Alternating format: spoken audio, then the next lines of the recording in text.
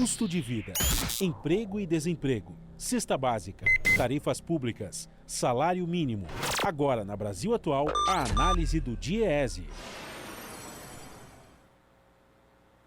E o valor da cesta básica subiu em 16 capitais brasileiras, segundo a pesquisa nacional realizada mensalmente pelo DIEESE. E é sobre isso que nós vamos conversar agora com a supervisora de pesquisas do DIEESE, Patrícia Costa. Bom dia, Patrícia. Tudo bem? Bom dia. Tudo bem, e você? Tudo bem também. Patrícia, o valor da cesta básica chegou a aumentar mais de 21% no caso de Natal, no Rio Grande do Norte, nos últimos 12 meses.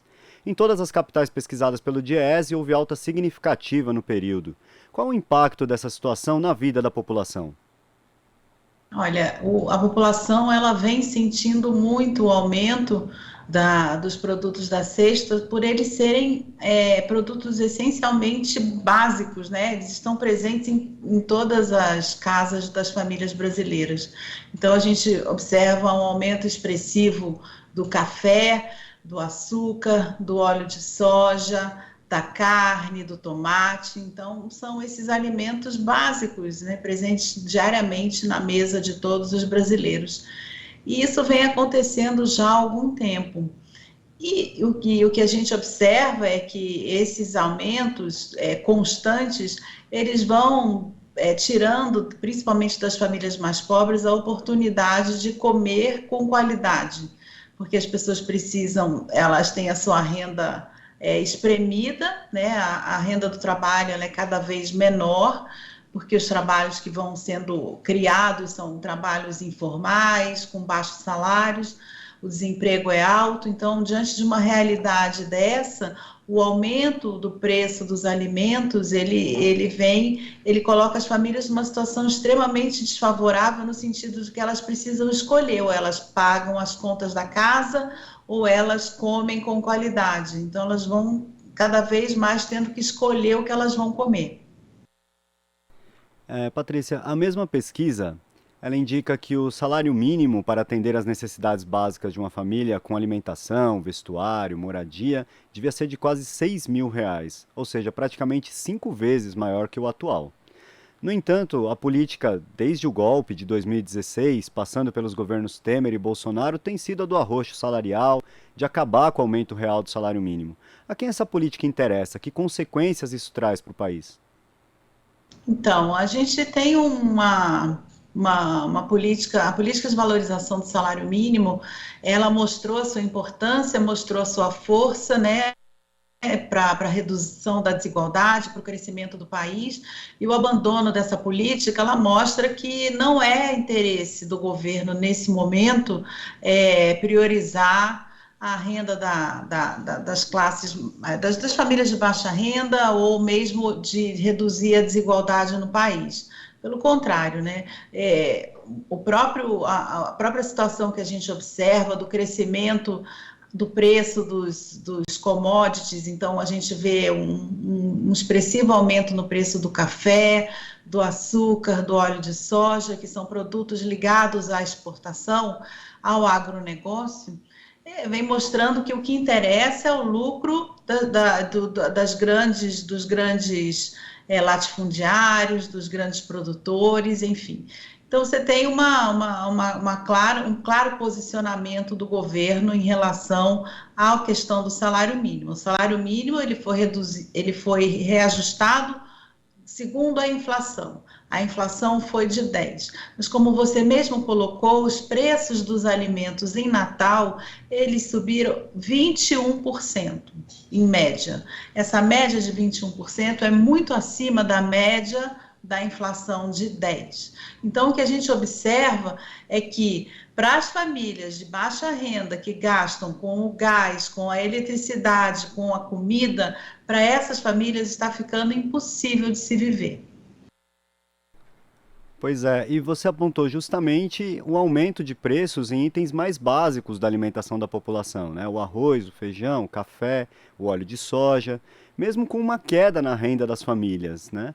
A que você atribui esse aumento? Como que esse aumento se projeta tanto, mesmo com as pessoas cada vez com menos condições de comprar? Olha, já desde 2020, esses aumentos, eles todos estão ligados à questão da exportação. O Brasil ele vem exportando, batendo recordes de exportação, tanto do óleo de soja e da soja também, do café, do açúcar. Então, a gente está mandando a nossa carne, a carne bovina de primeira, tudo está indo para fora. Então, a gente está mandando a nossa melhor produção para ser consumida fora do Brasil. Internamente, falta esse produto e aí os preços aumentam. Junto a isso, a gente tem também a questão do clima.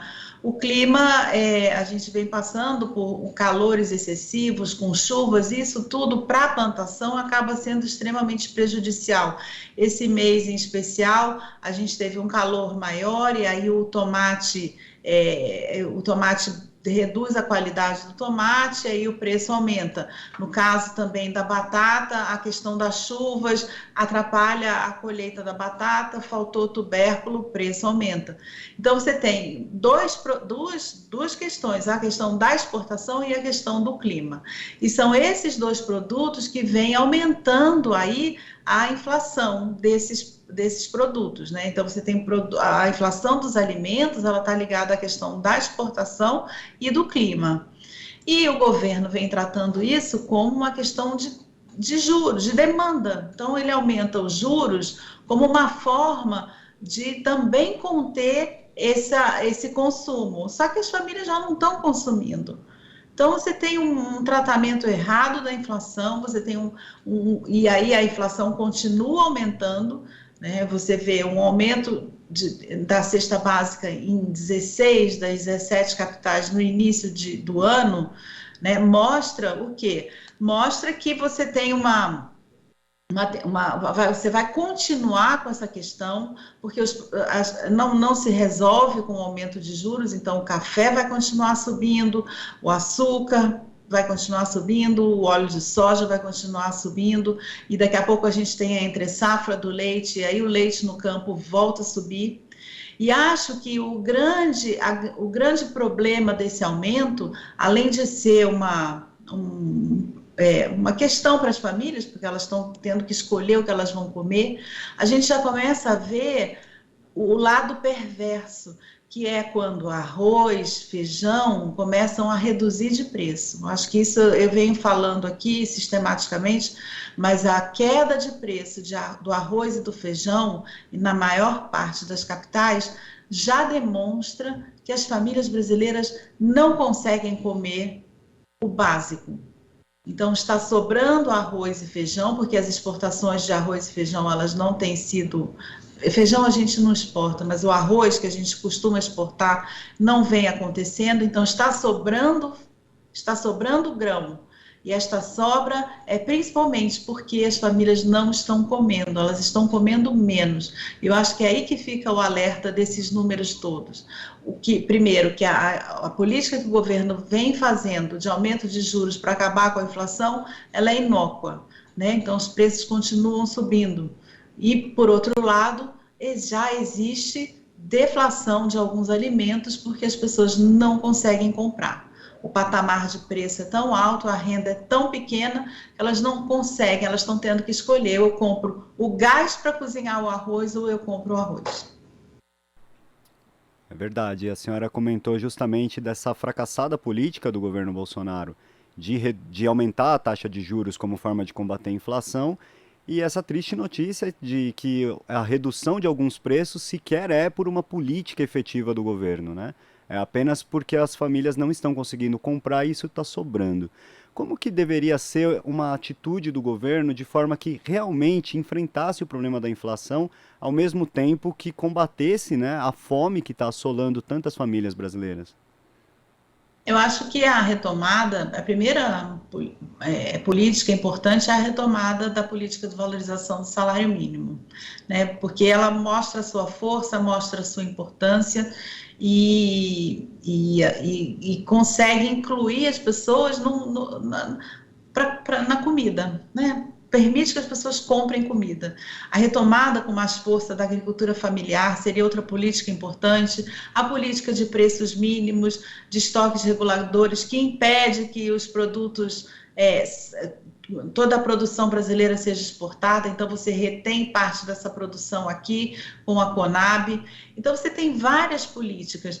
No entanto, eu acho que a gente, nesse momento, a gente precisa olhar e falar, esse governo, ele não tem interesse nisso. Não faz parte, né? Ele já demonstrou várias vezes que ele não vai intervir, que ele prioriza o lucro dos acionistas da Petrobras, o lucro dos grandes produtores e não prioriza a população, porque não tem nem política de crescimento, nem política de geração de emprego e renda, e muito menos política para manter o alimento na mesa do brasileiro. Então, nesse momento, a gente precisa olhar isso e começar a pensar que é necessário fazer escolhas diferentes para o nosso país, para o futuro do nosso país, para que a gente consiga efetivamente crescer e ter desenvolvimento, porque nesse momento a gente nem cresce e nem se desenvolve. Patrícia, quero agradecer aqui a sua participação no Jornal Brasil Atual. Um bom dia, uma boa semana para você. Bom dia, boa semana. Tchau. Conversamos aqui com a supervisora de pesquisas do DIEESE, Patrícia Costa. Você está ouvindo Jornal Brasil Atual. As notícias que os outros não dão.